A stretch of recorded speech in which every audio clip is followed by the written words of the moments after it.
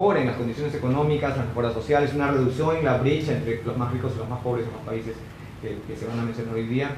Hemos querido invitar al presidente de República Liberal, una revista en web, Paul Orán, que es abogado por la Universidad San Marcos, es ensayista, tiene varios libros publicados, uno de ellos Teología sobre la Política, otro Summa Acrata. También es un muy conocido expositor internacional y es una de las personas que, no es porque sea mi amigo, tiene mérito propio, más allá del vínculo amical. Es una de las personas que mejor conoce el liberalismo y que se ha dado el trabajo durante varias décadas ya de escribir sobre el tema, ¿no? Sus libros no solamente se leen acá, sino también en otros países. Quizás ya conocemos nosotros un poco el mercado tan cerrado sobre publicaciones liberales en el Perú, es que acá solamente se le conoce en los cenáculos liberales, ¿no? Y más allá no, pero su, digamos, explicación, argumentación, presentación histórica, legal, ¿no? Es bastante amplia, suficiente, y creo yo que vamos a presentar ahora no una sola conferencia, sino más bien un diálogo a partir de una conferencia. No quiero dejar pasar más minutos, así que dejo en uso la palabra a Paul Orán. Bueno, muchas gracias, Martín. Bueno, la idea básicamente es una aproximación a la historia de las ideas de América Latina con relación al tema que nos interesa, que es el liberalismo. Vamos a tener un video que va a ser lo que buscamos es que se motive, ¿no? Porque es un video muy importante, es una motivación, para ser más exacto. De 2014 creo que es el video filmado en Chile por una productora. Es un video que no buscaba hacer apología de los que se les conoce como los autores del milagro económico chileno, es decir, gente que estuvo a mediados de los años 70, que era una época difícil, en el Chile de Pinochet, y hizo que ese Chile, ese momento, muy convulso, muy complicado, diera un viraje que hoy en día está colocando a Chile, en pocos años se supone, va a lograr estar ya oficialmente en el club de los países desarrollados. Eso es una cuestión cuantitativa, ¿no? Se dice que un país es desarrollado cuando tiene un producto per cápita, o sea, un ingreso por persona anual de $22.000, $23.000 al año. Esto es algo importantísimo, porque Perú, según el BCR, es 15.000, pero según un estudio de la Universidad del Pacífico, creo que hay $10.000 por los años. Entonces, ahí hay un problema, ¿no? Bueno, ese problema los chilenos no lo tienen, porque sus cifras son mucho más coherentes, por decirlo de diferentes fuentes, y eso tiene responsables. Esos responsables lo vamos a ver en este video. El video dura casi hora y media, y es mucho, pero queremos motivar, ya para los que quieran ver el video lo vamos a lanzar por ahí donde lo puedan encontrar, porque yo lo encontré de casualidad en YouTube y me encantó porque, como les digo, no es un video producido por alguien que se sentía familiarizado con lo que estos hombres habían hecho por su país, por Chile. Era crítico más bien, y sigue siendo crítico. Pero se encuentra con un lado que no se suele ver, que es el lado que a mí me interesa, y creo que como liberales, para los que nos gusta la historia de las ideas, y para los que somos liberales, es un tema que nos conmueve, que a mí sí me llamó la atención, es el poder de una idea. Yo no creo que los autores del milagro económico chileno sean liberales a carta cabal, pero bueno, ese es mi rollo, para mí no lo son. Pero tenían una idea.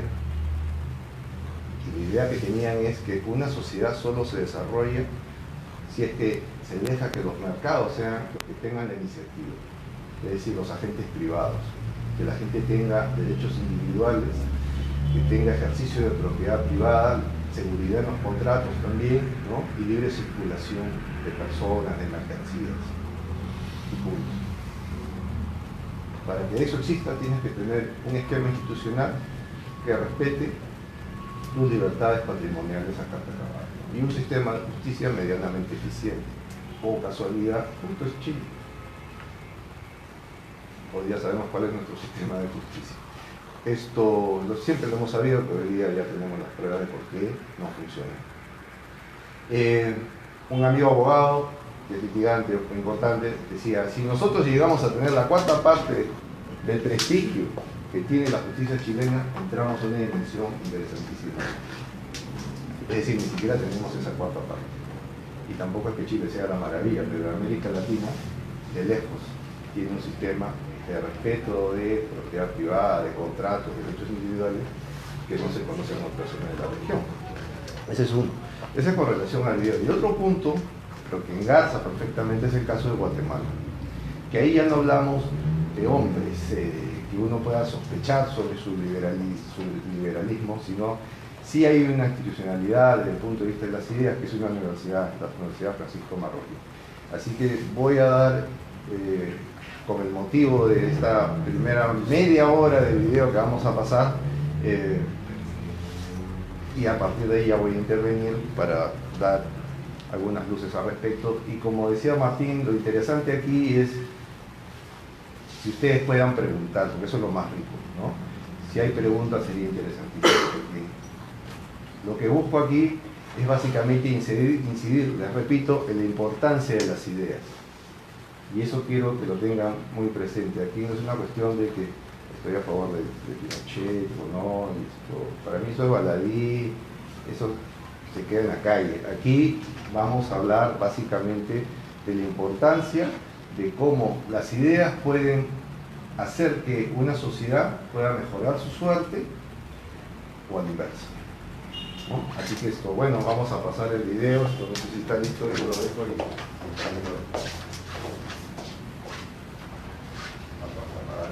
Sí, sí.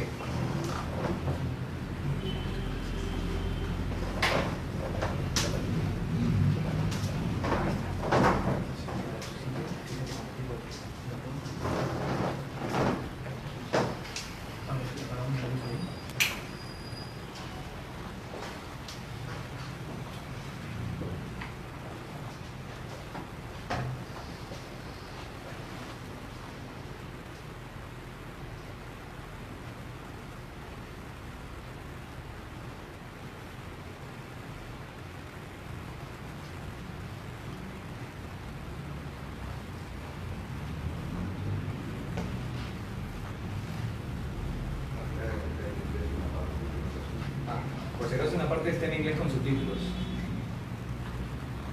Vale, no.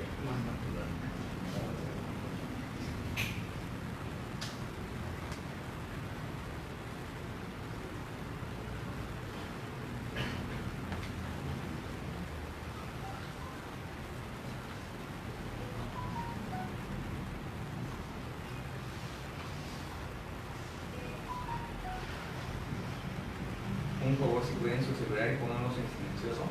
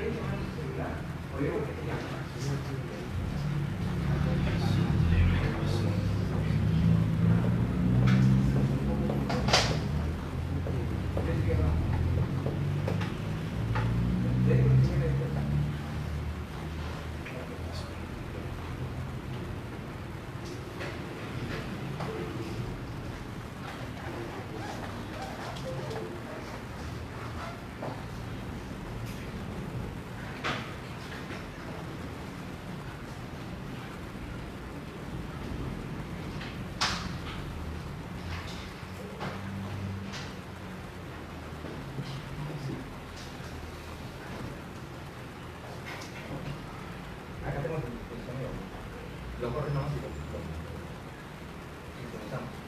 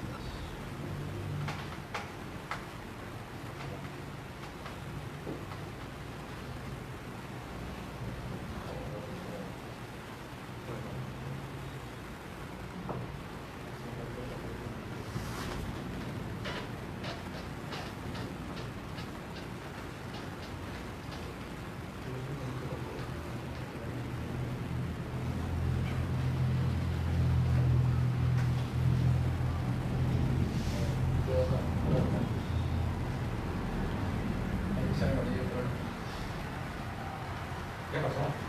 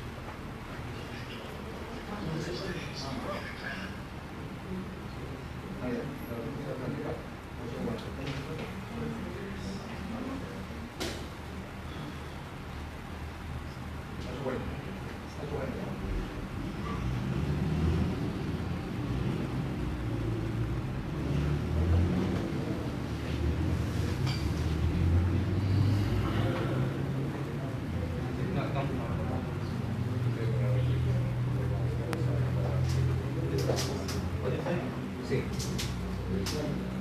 1, 2, 3.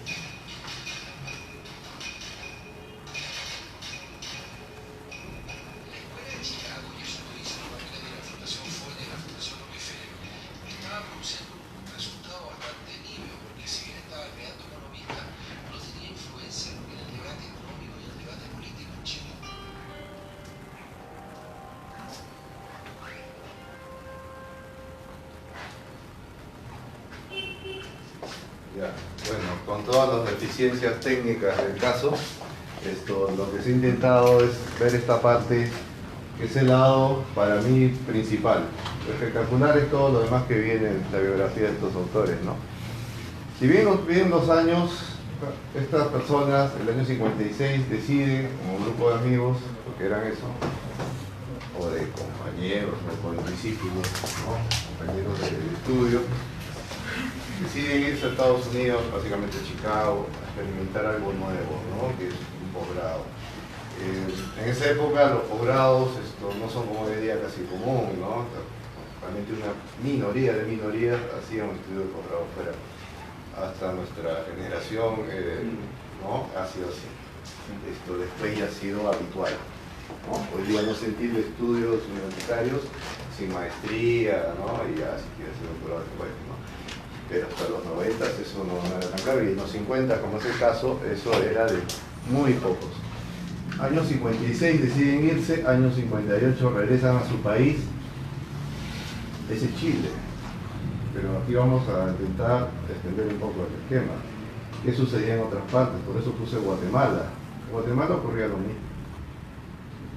Pero en Guatemala no hubo un golpe de Estado, no hubo un Pinochet, no hubo un grupo de gente que coincidiera con un dictador muy severo que los invita a que se sumen a su gobierno y le da cancha libre, como le sucedió a los llamados Chicago Boys. Año 58 en Guatemala se funda el CES, Centro de Estudios Económicos Sociales de Guatemala. Guatemala es un país muy chiquito, pobre, sigue siendo un país pobre. bastante pobre, ¿no? Con poca población, pero en los últimos años ha tenido un boom demográfico muy interesante. Pero Guatemala tiene algo que en Perú no se ve. Nosotros nos solemos quejar de nuestras élites, casi eso es un discurso manido. Sí, adelante. Siempre se ha dicho que nuestras élites son ignorantes, no se educan, más prefieren la diversión. Y claro, uno empieza a ver las independencias de América Latina, de dónde vienen, ¿no? Caracas, ¿no? Buenos Aires, eso siglo XIX. Una élite empresarial en Guatemala en los años 50, de gente relativamente joven, decide involucrarse en los estudios económicos, no de manera formal, sino de manera autodidacta. Muchos eran ingenieros, básicamente ingenieros, empresarios, ¿no? Creo que no había economistas ahí, pero estos tipos asumían de que América Latina, y básicamente su país Guatemala, corría el riesgo de perder algo. ¿Qué sucedía en los años 50 en América Latina? Para que un grupo de muchachos guatemaltecos, un país pobre, muchos de ellos con estudios en el extranjero, pienso en Manuel Ayau, que es el líder y que convoca a estos empresarios. Manuel Ayau es un empresario que nace en Guatemala, pero se educa en Canadá. Creo que llega a alistarse en el ejército canadiense para la Segunda Guerra Mundial, no llega a combatir.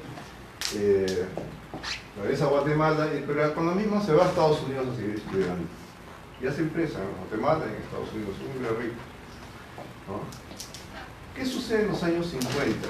¿Por qué tenemos este panorama de gente que toma los estudios, pero desde un punto de vista ya de un compromiso mayor? Ya no es que quiero estudiar para tener un buen sueldo. La mayoría de ellos es gente pudiente, gente de dinero, de recursos. Manuel Ayau era un millonario, para empezar. Él murió el año 2010 y hasta el año de su muerte siempre era un innovador, un tipo muy arriesgado, muy ocurrente. Y me acuerdo esto que contaba que su última aventura a los 84 años era que estaba aprendiendo a volar helicóptero. Bueno, ese es el personaje Manuel Ayau, fundador de la Universidad Francisco Marroquín en Guatemala. Este es el tipo de líder en Guatemala, pero no es el único. Regreso a los años 50. ¿Qué ocurría en los años 50 en América Latina? En los años 50 en América Latina se daba una situación muy interesante. No había, desde el punto de vista político, no había democracias, como hoy en día, casi la constante. Las democracias en América Latina, en ese momento, tenías Uruguay por un lado, Costa Rica, y creo que paras de contar, ¿no? Alguna experiencia dura de dictaduras en Colombia, aquí con Odría, Venezuela, con Pérez Jiménez, Perón en Argentina, ¿no? Y a su vez eran dictaduras, y el PRI en México, que va a durar, creo que hasta el 90, 90 y tantos, ¿no? Que era supuestamente una democracia, pero la verdad era una maquinaria perfecta, ¿no? De siempre elegir al mismo candidato del partido PRI, desde la Revolución Mexicana hacia el 90 y tantos. Siempre ganó el mismo, con corrupción, con pobreza y todos esos esquemas democráticos, y también las dictaduras que abundaban en los años 50 en la región tenían una característica: eran antiliberales, eran populistas, eran conservadores, mercantilistas, eran cualquier cosa menos liberales.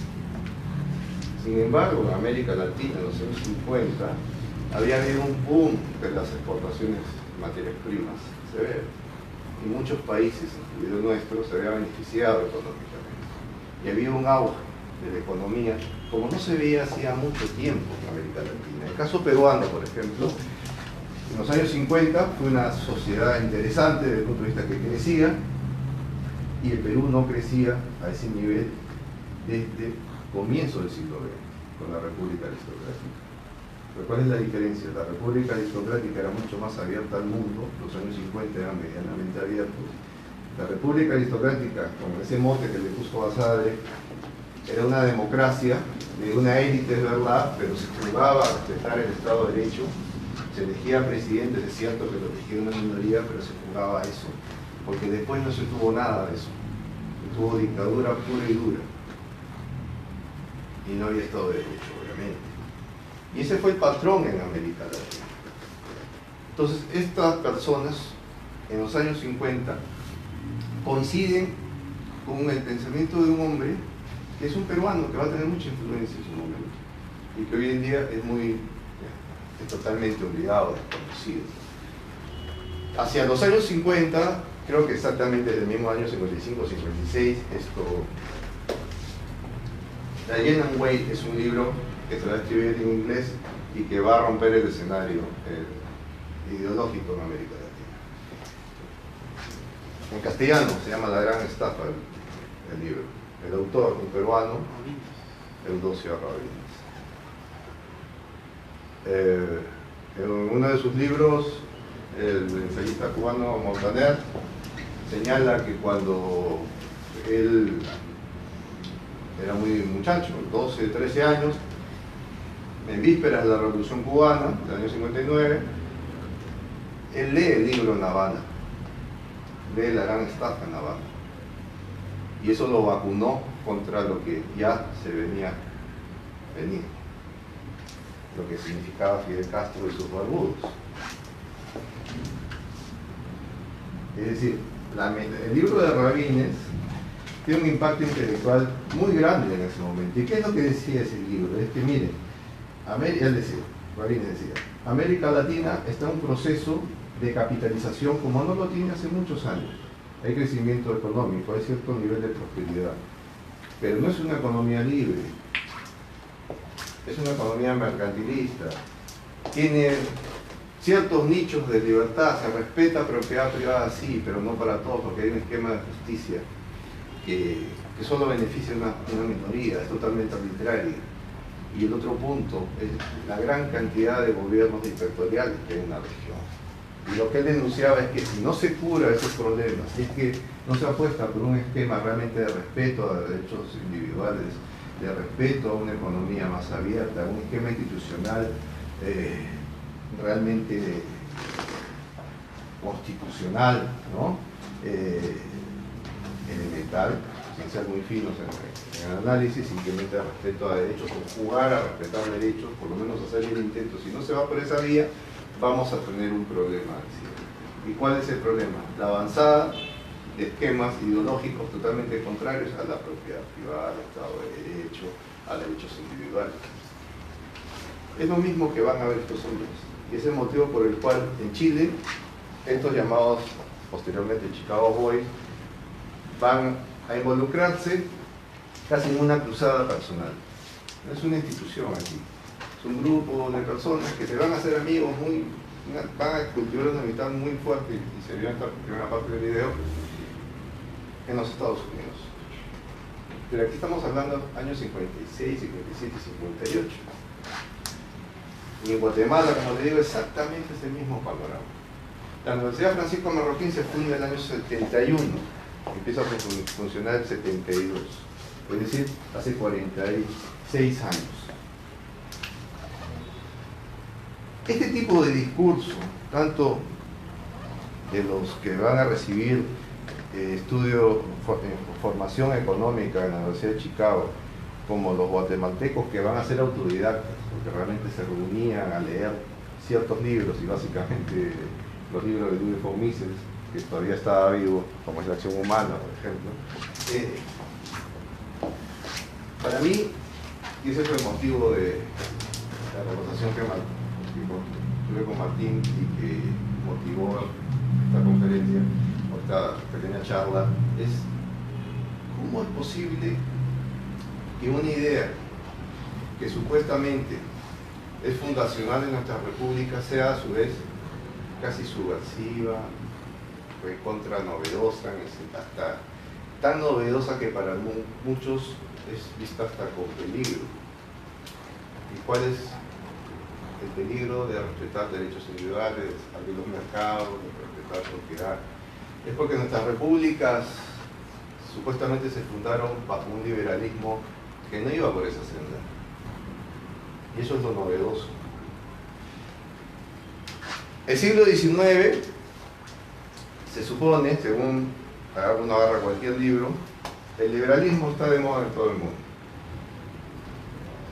Pero está aquí el liberalismo. Nuestras repúblicas, ¿qué es lo que hemos tenido? No solamente en los hechos, sino en los textos. Porque aquí estamos hablando de ideas. Y en este caso, de un cuerpo de ideas, de doctrina. En el caso de los amigos de Guatemala, ellos jugaban o leían, ¿no?, textos abiertamente liberales y ellos asumían liberales. Es decir, usando un término simple, se compraban todo el paquete del liberalismo, tanto el económico como el político, el moral, ¿no?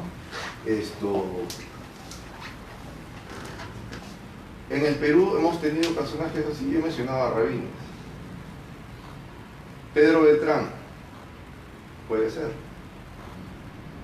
No siempre es un masificado.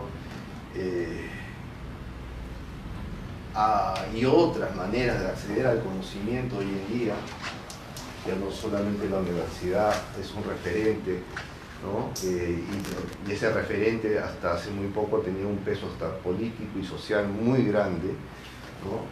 Y eso ha cambiar. Pero bueno, eso es un debate ahí. Volvemos a nuestros personajes, volvemos a nuestras repúblicas del siglo, se supone. Pero ¿qué autores hemos tenido desde la doctrina en ese siglo XIX? No ha habido ningún autor que defienda derechos de propiedad y que engarce esa noción patrimonialista de los derechos con el derecho individual y con el Estado de Derecho. Porque se supone, decía Locke, ese predominio de la propiedad privada, esa es la piedra fundamental. Si no respetas propiedad privada, no puedes respetar la vida del otro, porque al fin y al cabo la primera esencia de un tipo que dice esto es mío es tu propio cuerpo, tus ideas. Por eso Locke decía que no hay hombre, ser humano sobre la tierra que pueda decir que no tiene nada. Eso es mentira. Uno se tiene a sí mismo.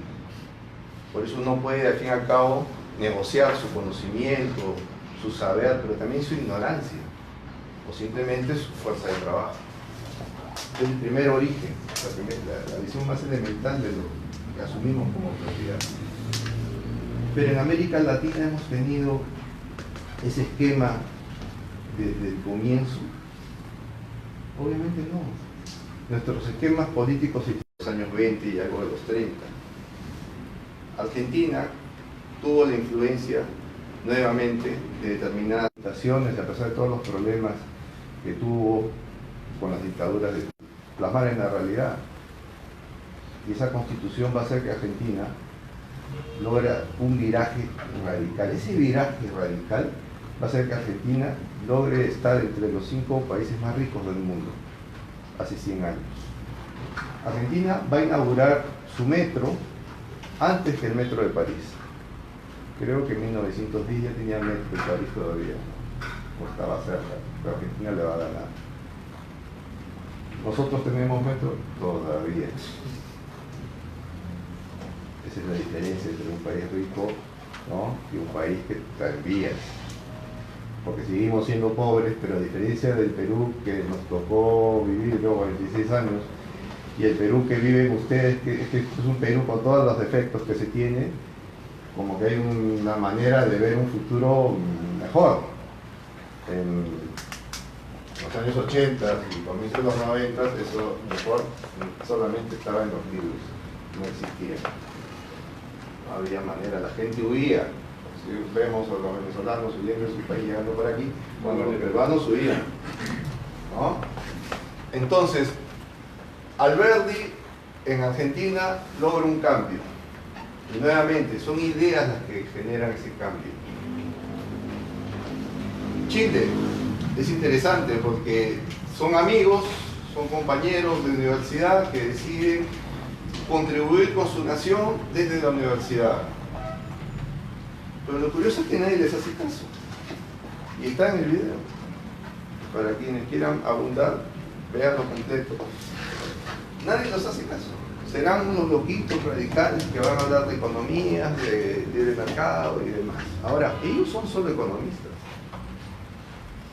Ellos no van por posturas de explicaciones más acabadas de un esquema de mercado, un esquema liberal, así abierto, no. Eso es algo interesante. Es algo muy interesante. Son solo economistas. En un pequeño texto que escribí hace poco, precisamente pensando en esto, Aquíloco, un poeta griego, decía que el zorro sabe muchas cosas, el erizo solo sabe una. Los dos son de gente poderosa. Pero obviamente nuestros amigos de Guatemala quizás vayan más por el zorro y quieran saber muchas más cosas. Pero nuestros amigos chilenos solo sabían una. Y se movieron en ese plano hasta el final. ¿Y qué sabían? Que las sociedades que llegan a prosperar, o que realmente tienen la capacidad de prosperar, son las que tienen iniciativa o dejan la iniciativa en los mercados abiertos, en el respeto de instituciones como la propiedad privada, derechos individuales, libre comercio. Solo sabían eso los economistas. Ese solo conocimiento, pasados los años, los va a acercar, y eso es algo también interesante, al poder. ¿Cuántas veces en la historia de América Latina, nuestro propio historia, la historia peruana, obviamente también, hemos tenido gobiernos que han buscado un cambio radical y no lo han logrado? Si han logrado su cambio radical, no precisamente para mejorar la vida de la gente, sino para empeorarla, casi siempre. Casi siempre. En el caso chileno es singular por eso, porque es todo lo contrario a eso. Tenemos un dictador militar que asume que, y está en el video más adelante, Sergio de Castro, que es el líder de estos relativamente jóvenes economistas, señala, bueno, a nosotros nos convocan por una cuestión elemental. Había un tipo que a su vez era muy cercano a un miembro de la Junta Militar, que a su vez era el segundo del general Pinochet, y que les interesaba nuestro discurso económico. Eso es antes del golpe, perdón, no estoy hablando de Junta ya todavía, es antes del golpe, semanas o meses antes del golpe, pero el golpe se venía a venir. ¿Por qué se venía a venir? Porque las cosas funcionaban muy bien. Obviamente los golpes se dan porque algo está sucediendo, ¿no? Bueno, estoy exagerando, a veces se dan golpes porque nada sucede. Pienso yo, en el año 68, ¿había crisis económica para el golpe del general Velasco Alvarado, por ejemplo? No. Perú no iba de maravilla tampoco, pero no era motivo para un golpe de Estado desde el punto de vista de que la cosa no funcionaba. Pero en Chile, en el año 71, 72, sí había serios problemas. Había hiperinflación, había escasez severa, ¿no? Y había violencia política. Y esa situación hace que los militares empiecen a buscar entrar a tallar. Pero tenían un problema, que es que aparece en el video más adelante. Y este problema se lo dice este hombre cercano a este general que les decía que va a pertenecer a la Junta de Gobierno. Y le dice, mire, ustedes conocen el esquema económico, nosotros somos militares, nosotros no sabemos más que imponer la ley marcial, si es que hay que imponerla. Pero el problema aquí es económico. El problema que se tiene en nuestro país es básicamente económico y los necesitamos. Pero ahí hay una fracción de tiempo que el video no explica. Y esa fracción de tiempo es que estamos hablando aquí, que la aproximación de este personaje con Sergio de Castro, y le va a pedir a Sergio de Castro que escriba una especie de plan de gobierno, qué es lo que podría hacer para, en un hipotético plan de gobierno, ¿no? Y se hace un documento que se va a conocer como el ladrillo, donde están todas las ideas que después ellos van a aplicar a lo largo de los años en el Chile de los 70 y 80, ¿no? Ese esquema, para que ese esquema se dé, se completice la participación de estos personajes, va a pasar tiempo. El golpe de Estado, si no me equivoco, es 73, septiembre del 73, si no me equivoco. En esa fecha de golpe no aparece ni uno de estos personajes. Es decir, que no era tan cierto esta posibilidad de que la cosa era inmediata, de la participación de los llamados Chicago Boys en el golpe militar y la participación después del golpe militar de Pinochet, como se suele decir. Eso va a aparecer en el 75, cuando Sergio de Castro, que es uno de los que aparece en el video, asuma el cargo de ministro de Hacienda. Y después todos los ministros que van a asumir en la época de Pinochet van a tener el mismo corte. También aparece, después de Sergio de Castro aparece otro más, Pompey, después está Luders, que va a ser ministro de Hacienda en la época muy dura de la represión, en el año 81, el 83, pero la época realmente severa donde hay violación de derechos humanos de manera pues dura, ¿no? Brutal, ya para decirlo, con desaparecidos de manera pues abundante, es al comienzo del régimen. Siguió dándose eso, pero ya de manera diferente. Lo grueso estuvo al comienzo. Ahora, uno puede decir, ¿qué liberal puede decirse liberal a su vez y solo entrar por lo económico y no por lo moral y político? Obviamente hay un problema. Para los liberales, la libertad tiene dos caras unidas: la cuestión económica, la cuestión patrimonial y la cuestión política o moral. Y no pueden ir separadas, es una cuestión de principio. Por eso yo digo, los chilenos, los Chicago Boys, más que liberales, eran economistas que recibieron una formación que les permitió ver ciertas cosas, y esas ciertas cosas es básicamente un discurso liberal, pero desde la economía, en la escuela de Chicago. Ahora, uno puede tener reparos metodológicos con la escuela de Chicago, pero eso sería otro tema, ¿no? Milton Friedman va a tener una influencia muy grande, pero alguien dirá, pero nuestro amigo Frederick von Hayek también estuvo en Chicago en su momento, pero Frederick von Hayek en Chicago era un paria. Le dieron una cátedra de filosofía moral y ahí estuvo recluido buen tiempo y nadie le hacía caso. La estrella era Milton Friedman, desde los años 50, era el dios, y lo fue hasta el día de su muerte, creo que muere en 2010, ¿no? Entonces, este esquema es sumamente interesante porque se suele hablar de la gran transformación liberal, ¿no?, chilena. Y sí, claro, desde el punto de vista económico lo es. Uno podrá tener sus reparos y demás, pero hay que asumir que sí lo es. Pero liberal desde el punto de vista del paquete completo, obviamente, ahí hay un problema. El éxito de este video, que es del 2014, es que por primera vez los Chicago Boys hablan. Nunca se les preguntó o se les buscó para que opinen sobre su participación en el gobierno de Pinochet.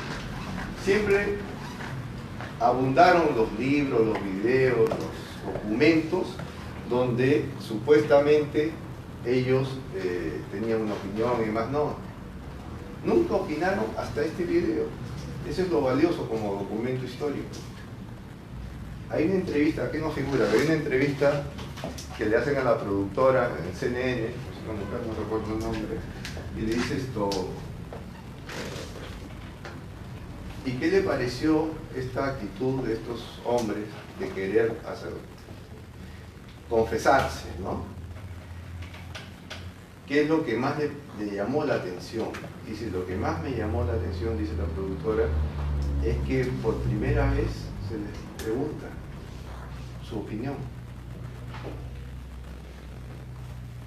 Y ellos no han tenido, salvo un personaje, actuación política mayor, mi opinión mayor. Ese personaje que queda por ahí es Ruth Luthers, nuestro ministro de Hacienda chileno del año 81 al 83. El caso de él es interesante porque a diferencia de los demás, que no conozco mayor intervención,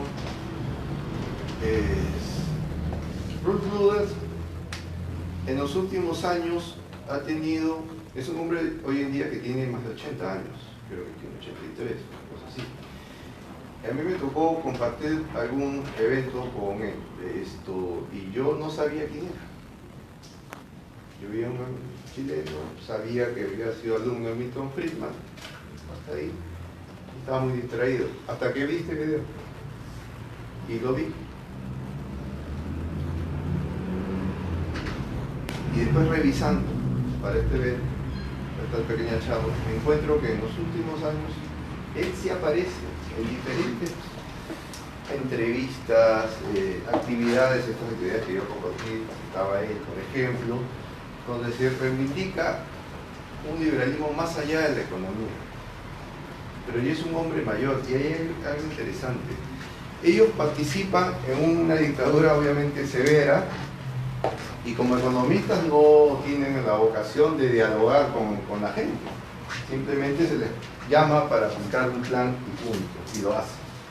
Y ese plan va a hacer que el país tenga un viraje radical, ¿no? Entonces, aquí lo que tenemos es un personaje que empieza a escaparse de su limitado, entre comillas limitado, ¿no?, papel de mero economista y se pone en un plano moral. Yo le he escuchado a Luthers, por ejemplo, plantear cuestiones de que hay que respetar derechos individuales, hay que respetar el derecho a la vida, la diferencia, es decir, algo que en la dictadura nunca se dijo. Porque fue una dictadura, ustedes son muy jóvenes, pero yo me acuerdo en los noticieros de los años 80, de los comienzos de los 80, lo que llegaba de las noticias, no había internet, no había cable ni nada parecido, es que la represión de la dictadura de Pinochet era realmente brutal, y lo era. ¿Y cuál es la explicación de estos hombres frente a esta situación? O sea, creo que sale en el video, no, sí sale en el video más adelante. Es que yo no sabía. ¿Puede ser eso posible? No sé. Para mí es difícil. Yo era un niño, en el 81 yo tenía 9 años. Y la crisis y la represión en Chile era tan severa que me impactaba. Ruth Luthers ya era un hombre de 40, creo, en esa época. Y era ministro del país donde ocurrían esas cosas. Y él dice que no sabía. Puede ser, no sé. Pero, a ver, como a mí me gustan las biografías, hay un personaje en la historia alemana que es Albert Speer. No sé si le suena Albert Speer. Albert Speer es el ministro, o fue ministro de armamento de Adolf Hitler, ¿no?, el arquitecto de Hitler, ¿no? Se puede decir muchas cosas de Albert Speer. Pero hay un detalle. Le preguntan en los juicios de Nuremberg, porque él lo condenan a muchos años, y él muere en los 80, ya libre, en Londres, de un paro cardíaco, en una cita amorosa. Nuestro amigo Albert Speer le preguntan, el juez en Nuremberg. El juez tenía acceso a su diario personal, un diario personal que él escribía desde adolescente. Y le pregunta, usted en 1914, en julio de 1914, le da una fecha. ¿Se acuerda qué hizo ese día?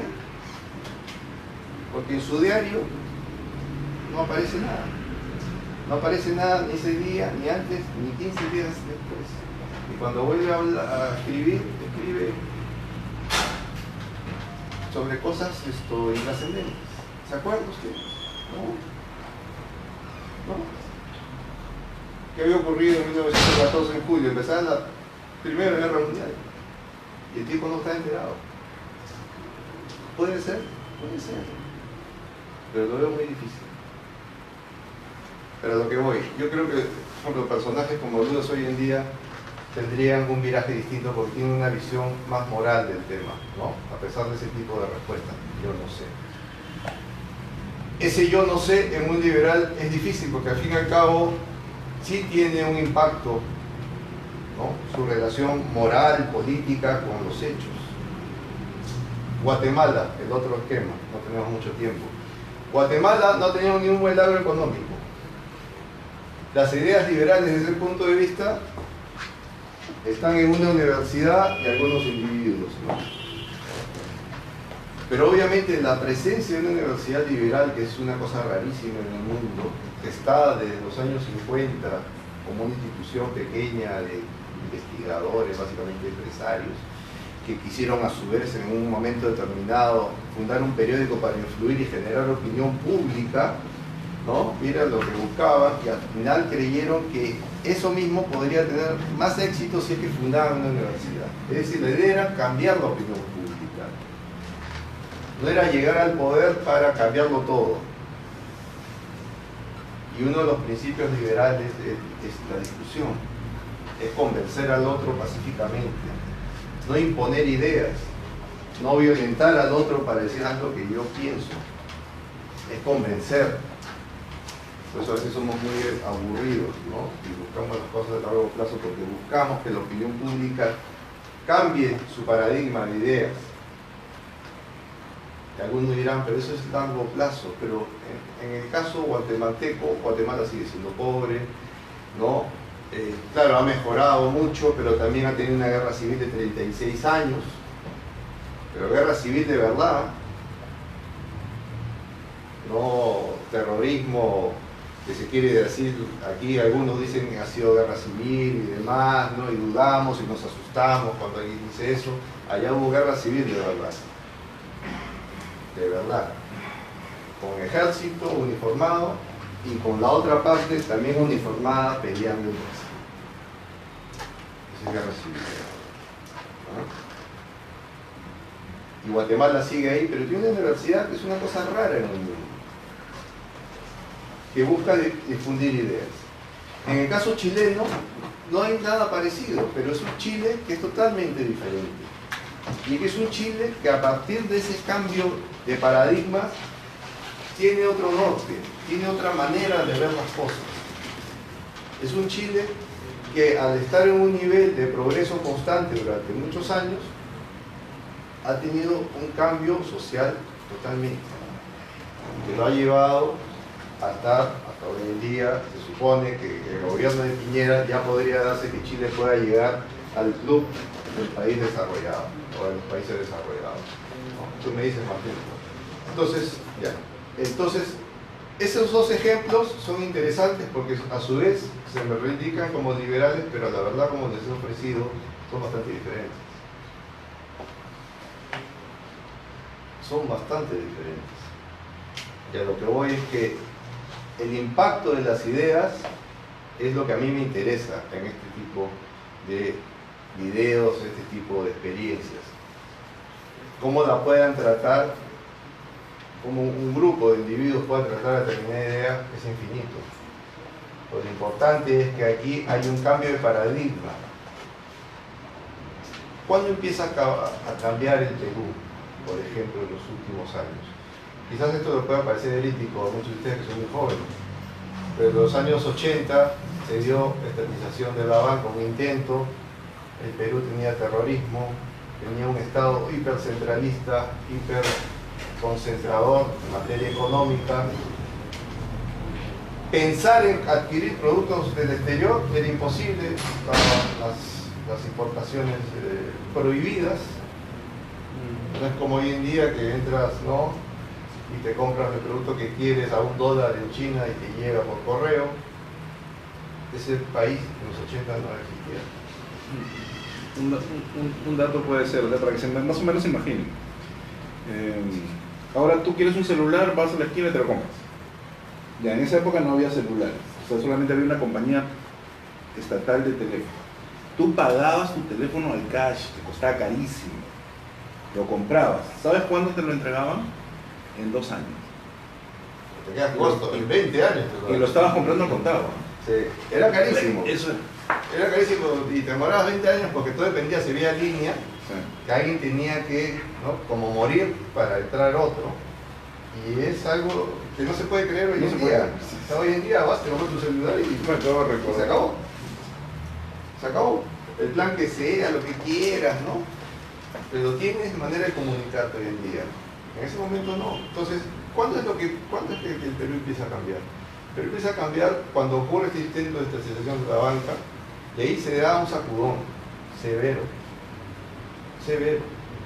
Porque empieza por primera vez, ya de manera muy constante, a exponerse ideas pro libre mercado. Pero ya para entonces Chile tenía algo que mostrar, y como para ir terminando, ese mostrar a su vez fue arrastrando a toda la región a mirar, oye, mira el camino que han logrado, pero había el problema de la dictadura.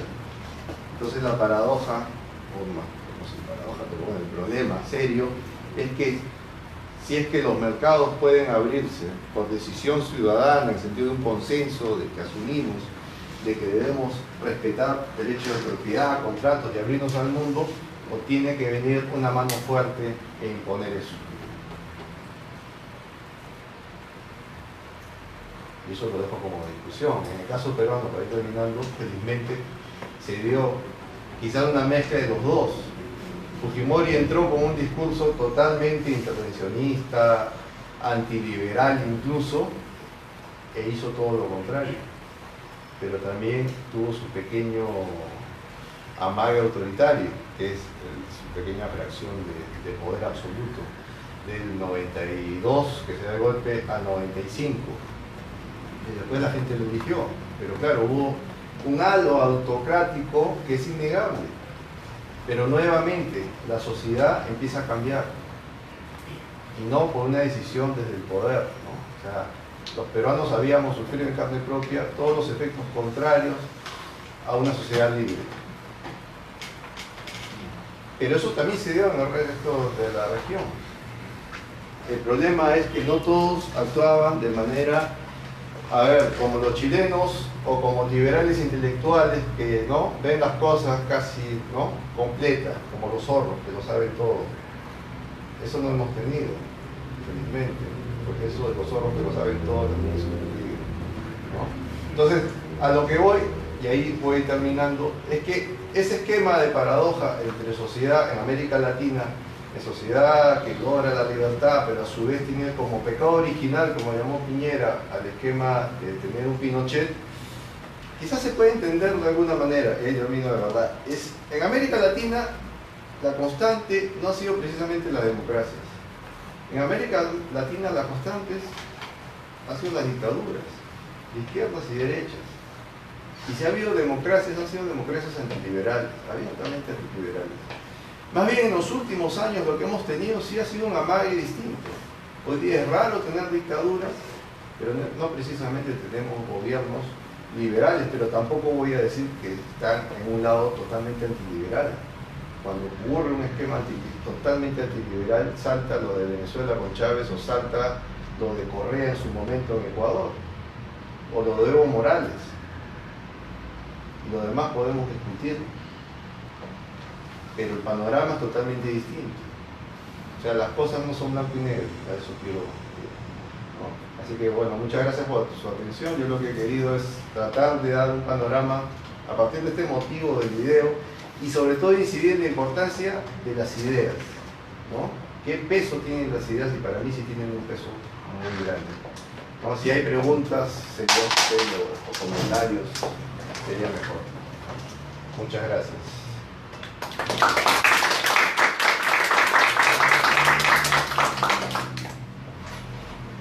Bueno, abrimos la sección de preguntas.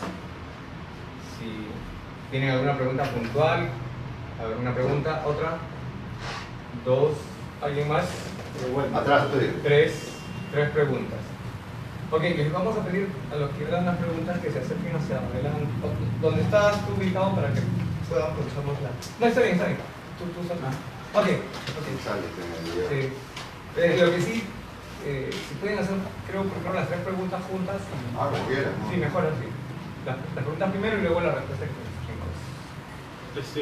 Dos cuestiones, lo más puntual posible. Usted mencionó el tema de Velasco en el 68, ¿no? Que dijo que no, efectivamente se dio el golpe, pero no había una crisis económica fuerte. En ese sentido, de lo que yo había leído y estudiado un poco, tenía entendido que sí había, al menos quizá no económica, había una crisis política bastante fuerte, porque Belaúnde, eso de la reforma no era algo netamente de Velasco, ¿no? Que si no era algo que ya se estaba rumoreando, ¿no? Y si Belaúnde no lo hizo era por el bloqueo político que estaba haciendo la alianza APRA-1, ¿no? Y fue una cuestión, más o menos unas cuestiones ahí con el golpe, ¿no? Eso, uno. Y lo segundo sería lo último que mencionaba acerca de libertad en sentido político, en económico, ¿no? Si lo que hicieron los Chicago Boys con Pinochet podría llegar a ser moral, ¿no? A propósito de eso, la conversación que tuvo Mario Vargas Llosa con Axel Kaiser, ¿no? Que fue bastante conocida, ¿no? Eso básicamente. Bueno, yo he leído que después de la crisis del 82 en Chile se establecieron varios controles de capital bastante fuertes. Algunos le decían capitalismo con características chilenas. Y creo que fue uno de los Chicago Boys el que estuvo a cargo de esto. Claro, Pinochet y su junta eran militares, no necesariamente tenían una ideología económica, política establecida, así que podría ser que hayan cambiado el personal, pero creo que los Chicago Boys sí llegaron a participar de esta medida regulatoria sobre las finanzas. Mi pregunta va por una cuestión un poco más general, ¿no? Y yo creo de que hay una muy mala percepción de lo que significa abrir los mercados. ¿Por qué? Porque siempre que se escucha, por ejemplo, la palabra privatización, todo el mundo salta. O cuando escuchamos de que alguien va a aplicar medidas que se tildan neoliberales, ya se tiene un prejuicio, ¿no? Entonces, mi pregunta va como, ¿cuál es ese proceso? ¿Por qué ocurre ese proceso de que la apertura de los mercados hace que la vida mejore? ¿Cómo pasa eso? ¿Por qué pasa? Voy a empezar por lo último. ¿No? Eso sucede en toda sociedad, ¿no? Yo recuerdo cuando se dieron las reformas de Fujimori, lo peor se venía. Los primeros que salían a exponer sus quejas no precisamente eran los sindicatos, era el gremio empresarial. Son los primeros, porque obviamente son los primeros afectados en una economía abierta y competitiva. Salió la Sociedad Nacional de Industrias a quejarse y se quejó todos los 90 de la apertura. O sea que no hay nada más antiliberal que un empresario. La gente suele pensar lo distinto, que el empresario es liberal, ¿no? Lo va a hacer en la medida que la convenga. Es así, por eso es importante tener en claro lo económico y lo moral,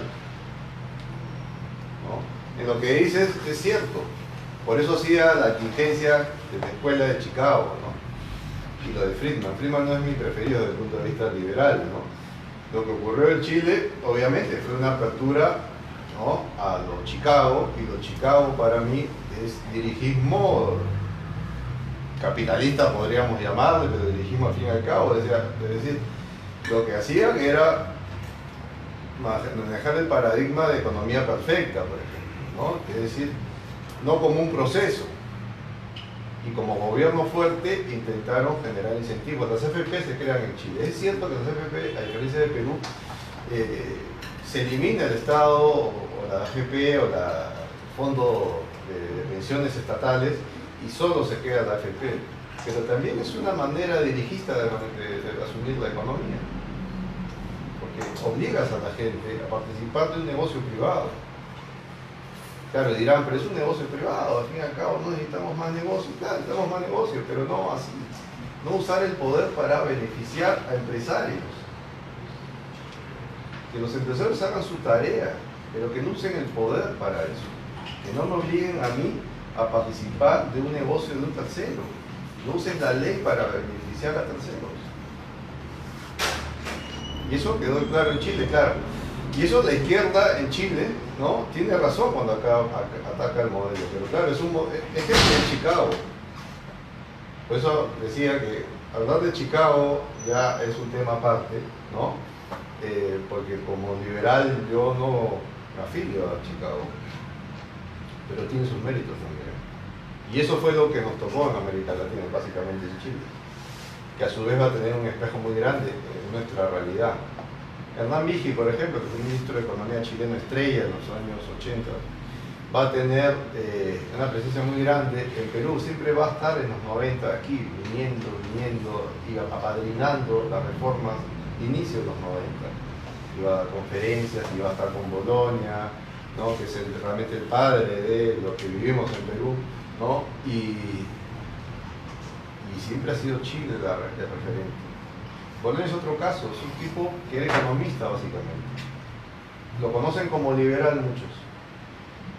Él se hizo liberal después de dejar el ministerio. No fue liberal antes de ser ministro ni cuando fue ministro. Se va a acercar al liberalismo una vez que deje el poder. Y eso siempre va a suceder, ¿no? Siempre sucede. Pero la etiqueta va a quedar. Ahora, lo que hizo fue realmente importante. Tampoco hay que desmerecer. De hecho, que no diga que no es liberal. Hizo las reformas que hoy en día nos permiten tener un país mejor. Faltaron cosas, pero no fue su culpa. Por ejemplo, la reforma laboral, él la tenía en el tapete y no se lo aprobaron. Fujimori básicamente no quiso reforma laboral, que es lo que hoy en día se está discutiendo. Miren cuántos años han pasado. Es decir, yo poder contratar libremente, ¿no?, y comprar tu trabajo y acordar, eso es imposible, porque hay todo un paquete de derecho laboral que anula esa libertad contractual. En el caso que tú señalabas, en el caso de que sí existía un problema serio en los años 60 previo al golpe, sí existía, que es el esquema que estamos viviendo hoy en día, que es lo que hizo que caiga PPK y lo que al fin y al cabo nos tuvo en zozobra todo este año y realmente desde antes, ¿no?, el esquema institucional. Y la reforma agraria como discurso venía de antes. Lo curioso es que la bandera de la reforma agraria siempre se habló, o se tiene la idea cuando uno plantea la reforma agraria, es que hay una gran cantidad de peruanos que viven en opresión. Y había un problema ahí, o sea, no era una gran cantidad de peruanos. El campesino del Ande, que básicamente tenía el problema de ser básicamente siervo, era una minoría. Y que tengo entendido que no se hacen revoluciones por minorías. La costa, que básicamente es el ejemplo que usó el régimen de Velasco para decir que era el esquema explotador, era básicamente un esquema de producción agrícola industrializado, casi toda la costa. O sea, no era lo mismo una hacienda en la costa del Perú que una hacienda en los Andes. Había una gran diferencia. Y siempre lo hubo. Otro punto.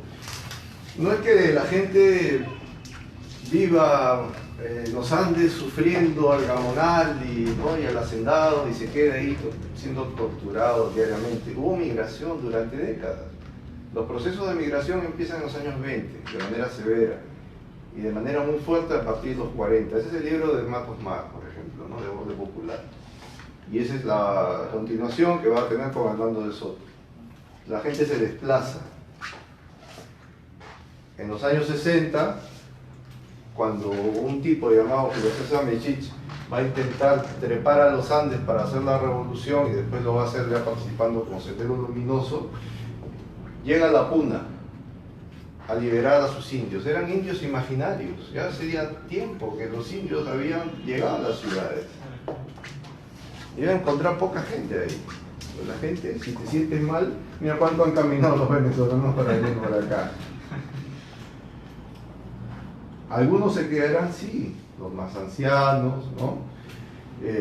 Minorías, pero había un cambio, y ese cambio Hay un libro muy interesante que siempre lo recomiendo, José Luis Reinique, que de liberal no tiene nada, sobre la izquierda, un libro que se llama La batalla por Puno, y precisamente habla sobre el tema de la reforma agraria. Ya se daba una especie de transformación social en el Perú mucho antes de la revolución de Velasco, o del golpe de Velasco.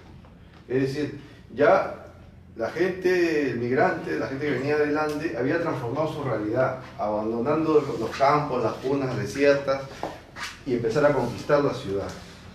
Pero no solo la gran ciudad, porque a veces pensamos solo Lima, sino ciudades intermedias, ¿no?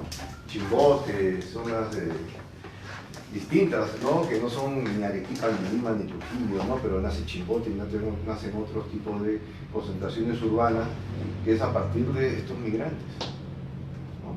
Entonces lo que dice Reinique es que al fin y al cabo Velasco hizo una revolución cuando ya la revolución se había dado, la gente se había trasladado, se había movido, porque nadie soporta, ¿no?, el pasarla mal.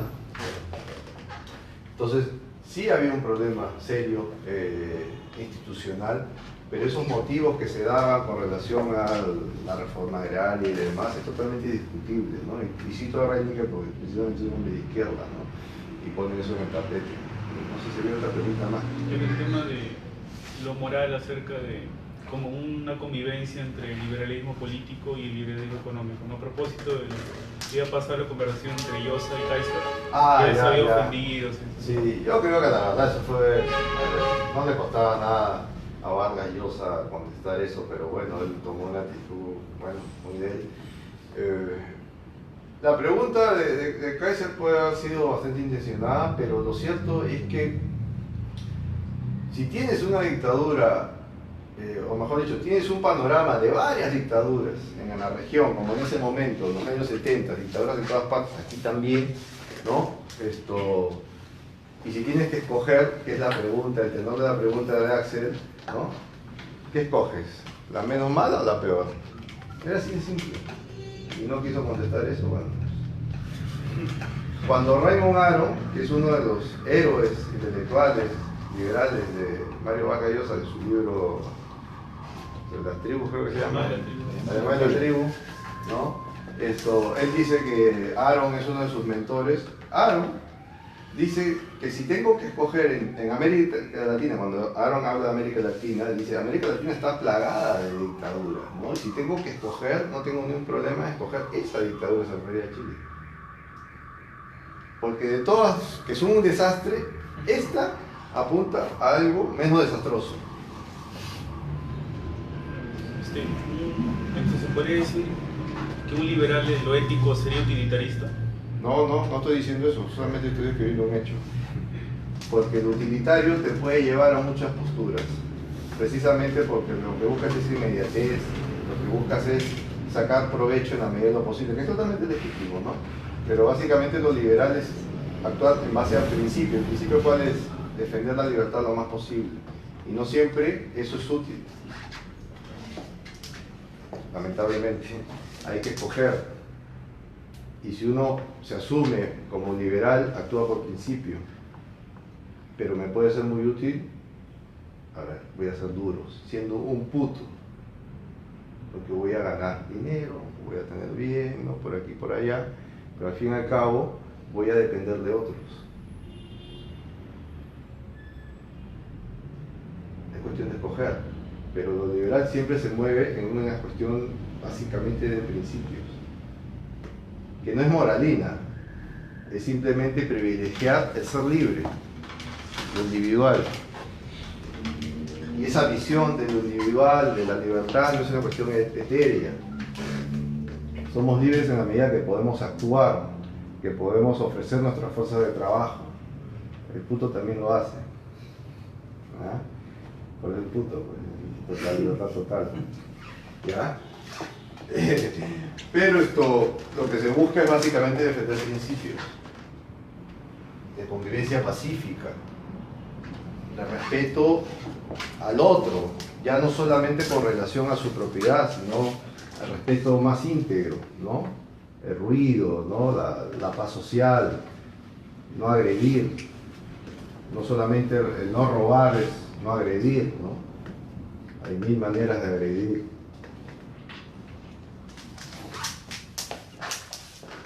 sé si hay más preguntas por ahí o...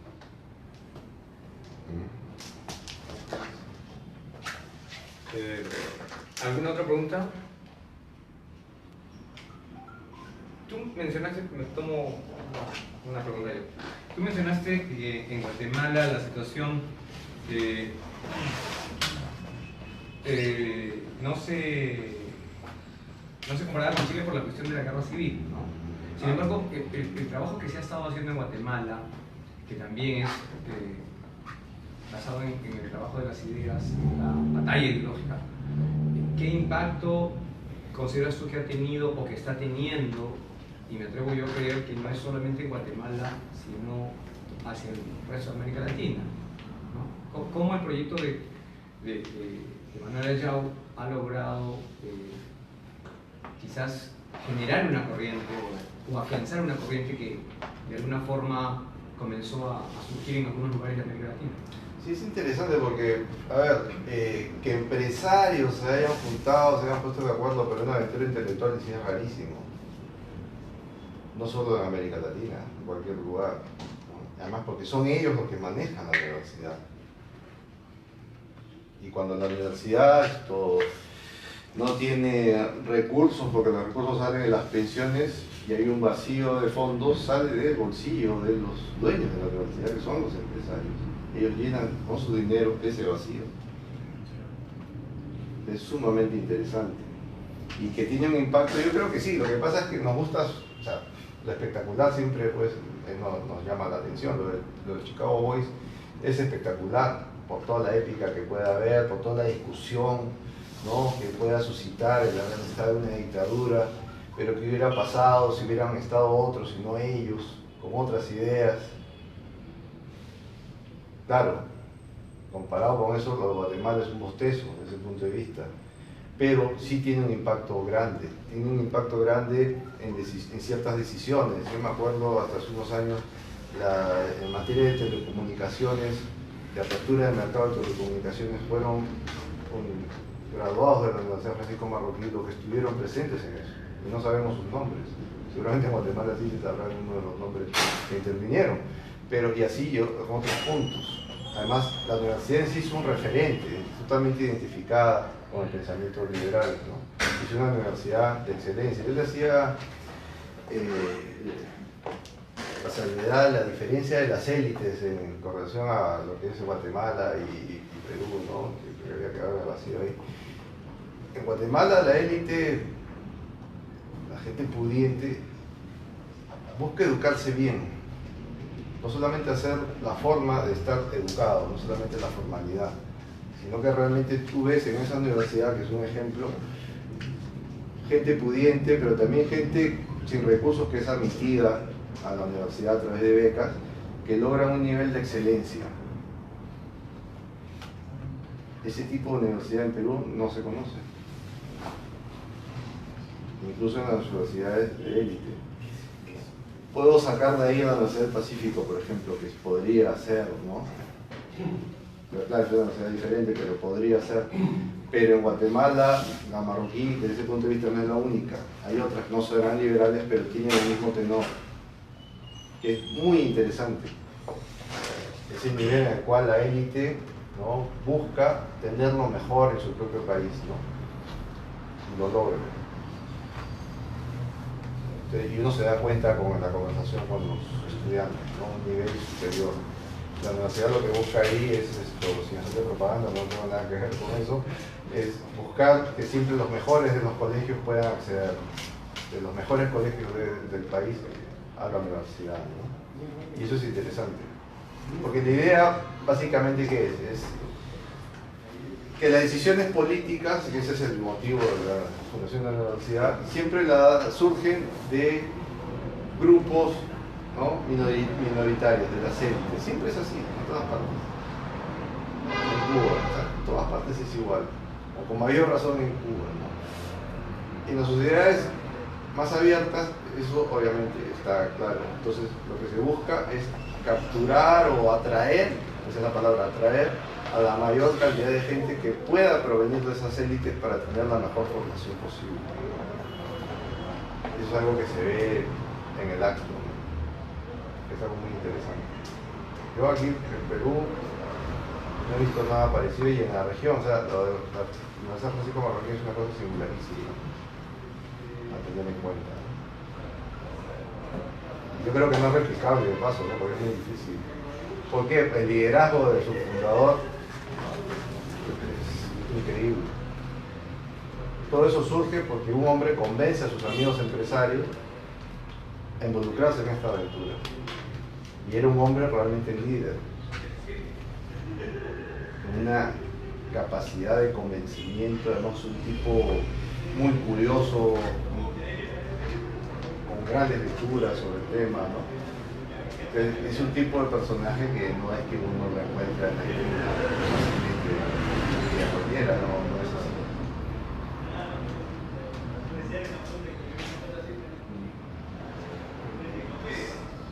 Bueno, si no hay más preguntas. Muchísimas gracias, Paul. No, a ti, por usted, por soportarme. Queremos agradecer este evento, ha sido organizado gracias a la colaboración de República Liberal, también al Instituto Político para la Libertad Perú, dirigido por Yesenia Álvarez, y en especial es el primer evento que estamos participando con el apoyo de Estudiantes por la Libertad Perú y el Círculo de Estudios Ludwig von Mises de la Universidad de San Marcos. Así que en realidad esto es un cierre de año, porque este mes hemos tenido varios economistas liberales que se celebraba su natalicio, y acercándose ya a fin de año tenemos justamente el cumpleaños del fundador de la Universidad Francisco Marroquín, que es Manuel Ayau. En estos días también es el cumpleaños de la esposa de uno de los economistas mencionados acá, Rose Friedman, esposa de Milton Friedman y coautora del libro Libertad para elegir, que lo recomiendo como para introducirse en este mundo, digamos, de la corriente monetarista de la gran corriente llamada liberal. A inicios de mes fue Gary Becker, premio Nobel de Economía, ¿no? Y un economista mexicano que allá por los años 30, 20, tuvo más o menos una función también similar, traer el liberalismo a México, que es Luis Montes de Oca, ¿no? Así que este es el traductor básicamente de las ideas de von Mises, ¿no? Y un difusor de su obra también, un impulsor de la traducción y de la publicación de las obras de von Mises en México, y que va a formar una corriente, ¿no?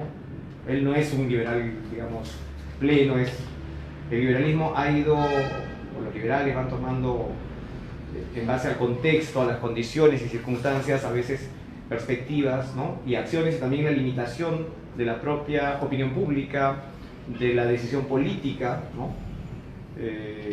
Marca bastante el derrotero. Así que yo quiero agradecer a Paul por esta exposición tan amplia de la situación latinoamericana en los casos especiales de Guatemala y Chile, a ustedes por su asistencia, ¿no? Y bueno, usualmente después de las conferencias invitamos al expositor a tomar algo, un café, un té, los que gustan asistir también o acompañarnos, no sé qué café vamos a encontrar por acá. El lunes fuimos con Cajatón Chifa. A él le gusta el chifa. Sí, a él le gusta mucho. Y además no sale de Oriente. Pero esta vez, bueno,